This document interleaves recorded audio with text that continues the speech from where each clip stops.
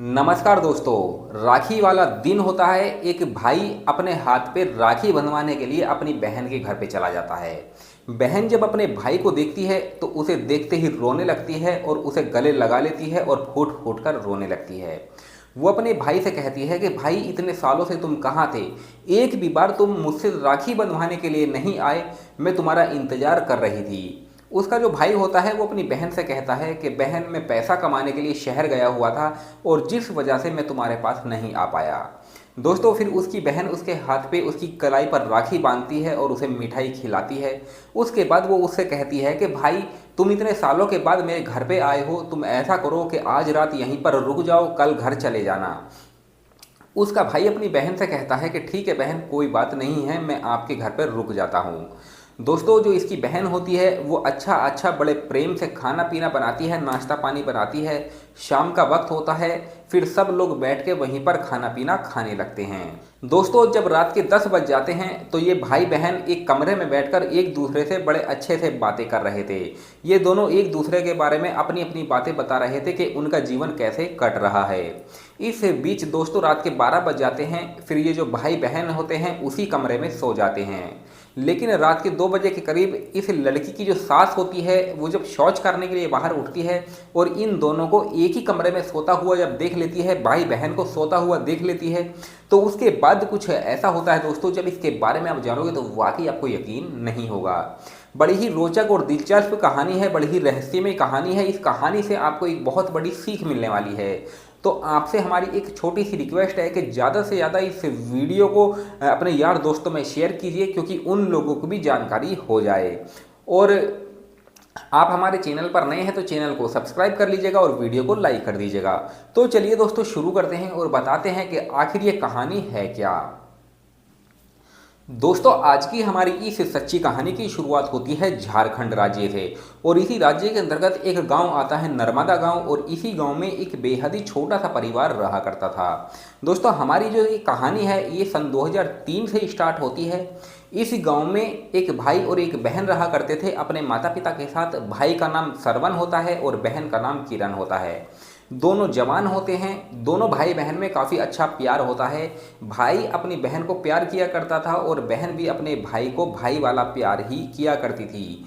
यानी कि भाई अगर कहीं भी जाता था, मार्केट जाता था, अगर खाने के लिए कुछ भी चीज़ लेके आता था तो वो मार्केट में नहीं खाता था, वो घर पे लेके आ जाया करता था और अपनी बहन के साथ मिल बांट कर खाया करता था। मतलब एक एक अच्छा और एक सच्चा प्यार जो भाई बहन का होता है वो इन दोनों में होता है। कहीं अगर भाई को चोट लग जाती थी तो बहन रोने लगती थी, अगर बहन को चोट लग जाती थी तो भाई रोने लगता था। जी हाँ दोस्तों, जो किरण होती है वो जवान हो जाती है, शादी के लायक हो जाती है। अब किरण के माता पिता को उसकी शादी की चिंता सता रही थी। वो सोच रहे थे कि जितना जल्दी हो सके किरण की शादी कर दे। इसीलिए उसके माता पिता किरण के लिए एक लड़का तलाश करना शुरू कर देते हैं। लगभग 2 महीने का समय जब गुजरता है तो इनको एक लड़का मिल जाता है। दोस्तों, उस लड़के का नाम दिलीप होता है। दिलीप दिल्ली की एक कंपनी में जॉब किया करता था और फिलहाल वो अपने घर पे आया हुआ था, यानी कि इन्हीं के बगल के वो गांव का होता है। दोस्तों, किरण के माता पिता उस लड़के को देखने के लिए उसके घर पर पहुंच जाते हैं और जब दिलीप को देखते हैं तो एक ही नज़र में पसंद कर लेते हैं। अब मामला लड़की को देखने का था तो लड़के वाले सोचते हैं कि इनसे पूछा जाए कि ये लड़की का फ़ोटो लेके आए हैं क्या। तो किरण के जो माता पिता होते हैं वो किरण का एक पासपोर्ट साइज फ़ोटो लेके चले गए थे। पासपोर्ट साइज फ़ोटो जब दिलीप के माता पिता को दिखाया जाता है तो पासपोर्ट साइज फ़ोटो में ही वो उसे पसंद कर लेते हैं। उसके बाद दोनों परिवार बैठ के बातचीत करते हैं, शादी की तारीख निर्धारित की जाती है, जो भी लड़के वालों की डिमांड होती है वो सब बताई जाती है। कुल मिला के ये रिश्ता पक्का हो जाता है। उसके बाद किरण के माता पिता अपने घर पे आ जाते हैं और शादी की तैयारी में लग जाते हैं। दोस्तों, शादी के बारे में जब किरण के भाई को पता लगता है तो वो अपनी बहन के पास जाता है और उससे कहता है कि बहन, अब तुम मुझसे बिछड़ जाओगी, अब कैसे हम दोनों एक दूसरे से हंसी मजाक करेंगे, कैसे हम एक दूसरे के साथ खेलेंगे। मैं बचपन से तुम्हारे साथ रहा हूँ, तुम्हारे साथ पढ़ाई लिखाई किया हूँ, जहाँ पर भी मन करता था वहीं पर हम दोनों सो जाते थे, ऐसा हम दोनों में प्यार था।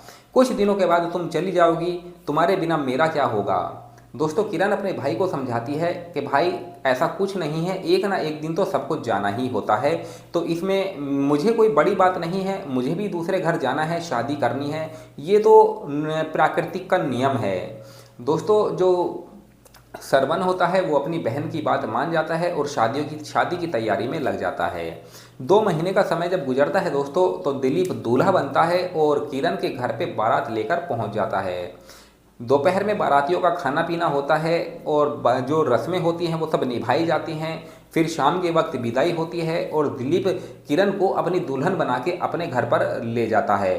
जी हाँ दोस्तों, किरण अपने पति के साथ बड़े अच्छे से रहने लगती है और उसका बड़े अच्छे से ख्याल भी रखती थी, अपने सास ससुर का भी ख्याल रखा करती थी। कुल मिला के वो जो घर गृहस्थी को चलाना जानती थी, किरण अच्छे तरीके से जानती थी। मतलब किसी भी तरीके से वो अपनी ससुराल में किसी भी प्रकार की कोई दिक्कत नहीं आने देती है। दोस्तों, किरण का जो भाई होता है सरवन, वो अब घर पे अकेला हो जाता है, उसका मन भी नहीं लगता है। इसीलिए वो अपने माता पिता से कहता है कि मैं पंजाब शहर जा रहा हूँ पैसा कमाने के लिए और उसके बाद मैं वापस आ जाऊँगा। दोस्तों, जो सरवन होता है वो पंजाब पैसा कमाने के लिए चला जाता है और एक कंपनी में नौकरी करने लगता है।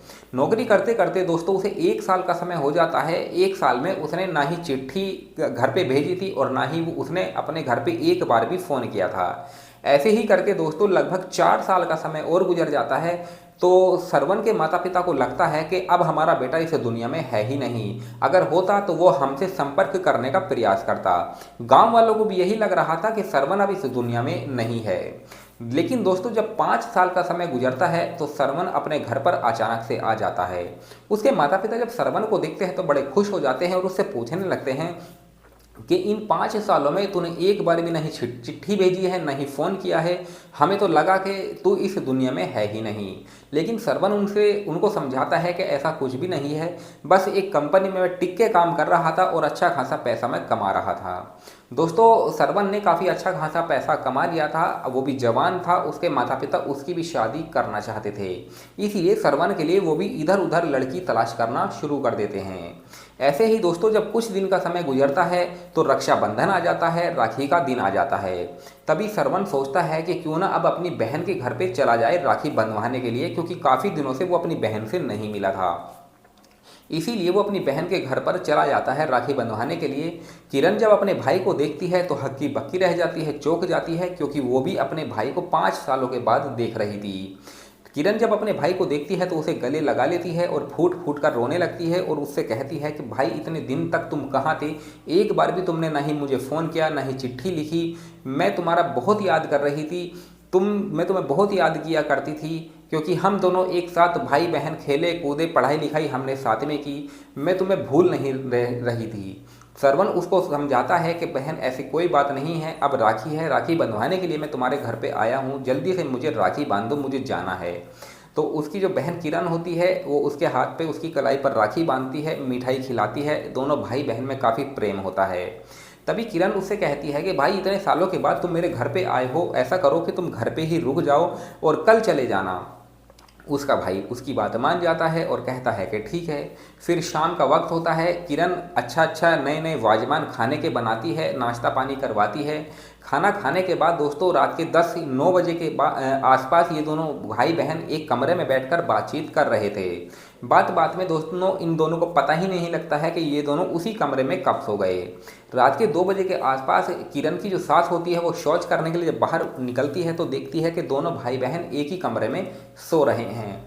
अब दोनों को सोता हुआ जब देख लेती है तो उसे काफ़ी गुस्सा आ जाता है। वो अपने दिमाग में सोचने लगती है कि कहीं इन दोनों के बीच में नाजायज रिश्ता तो नहीं है। फिर अगले दिन जब सुबह होती है तो किरण की सास ये बात पूरे गांव में फैला देती है और ये बात आग की तरह पूरे गांव में फैल जाती है। उसके बाद गांव के लोग सोचते हैं कि अब तो पंचायत करनी ही पड़ेगी कि आखिर इन दोनों का रिश्ता है क्या। फिर गांव में पंचायत की जाती है, बहुत सारे लोग पंचायत में आ जाते हैं। फिर एक सरपंच होता है, वो भी वहाँ पर बैठा हुआ था। किरण को और उसके भाई को बुला लिया जाता है उस पंचायत में। फिर उन दोनों से पूछा जाता है कि आखिर तुम दोनों का रिश्ता क्या है, हमें तुम दोनों के बारे में कुछ बातें सुनने को मिली है, तुम अपने बारे में सच्चाई बता दो कि आखिर मामला क्या है।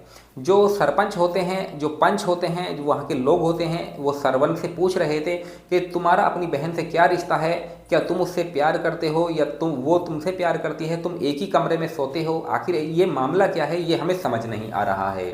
फिर सरवन पंचायत के लोगों को समझाता है कि ये जो मामला है ये ऐसा जो जैसा तुम समझ रहे हो वैसा नहीं है। किरण मेरी बहन है, हम दोनों में बहुत ही प्रेम है, जब हम दोनों घर पे रहा करते थे तो एक ही स्कूल में पढ़े हैं, एक ही जगह खाए पिए हैं, एक ही जगह रहे हैं और एक ही जगह हम सोते थे। यानी कि हम दोनों में जो प्यार है वो एक भाई बहन का प्यार है। तो गांव के लोगों को, पंचायत के लोगों को ये यकीन नहीं आ रहा था। वो किरण से पूछते हैं कि किरण अब तुम बताओ कि मामला क्या है। फिर किरण पूरी बात बता देती है, पूरी सच्चाई बता देती है। उसके बाद ये जो पंचायत के लोग होते हैं वो सरपंच को पूरी बात बताते हैं, तो सरपंच को भी यकीन आ जाता है कि ये दोनों भाई बहन हैं।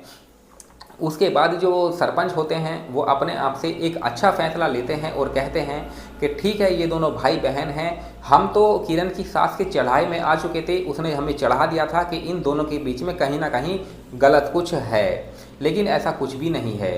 अब दोस्तों किरण को और उसके भाई को घर पे भेज दिया जाता है। फिर उसका भाई अपनी बहन से विदा लेता है और अपने घर आ जाता है। दोस्तों आज की जो हमारी ये सच्ची कहानी है, इस कहानी को सुनाने का हमारा मकसद आप लोगों को परेशान करना या आपका दिल दुखाना नहीं था, सिर्फ आप लोगों को सचेत और जागरूक करना था दोस्तों कि हमारे समाज में कुछ ऐसे शक्की लोग भी रहते हैं जो भाई बहन के रिश्तों को ही गलत समझ लेते हैं। और एक भाई बहन का जो रिश्ता होता है वो दोस्तों एक पवित्र रिश्ता माना जाता है, लेकिन किरण की सास ने जो उस रिश्ते को नाम देना चाहा वो दोस्तों वाकई गलत था। तो हालांकि अपनी इज्जत को खुद उछालना नहीं चाहिए, अपनी इज्जत को तो हालांकि दबाना चाहिए। तो इस कहानी से आपको क्या सीख मिलती है आप हमें कमेंट सेक्शन में बता सकते हैं। चलिए मिलते हैं फिर किसी और वीडियो में, तब तक धन्यवाद।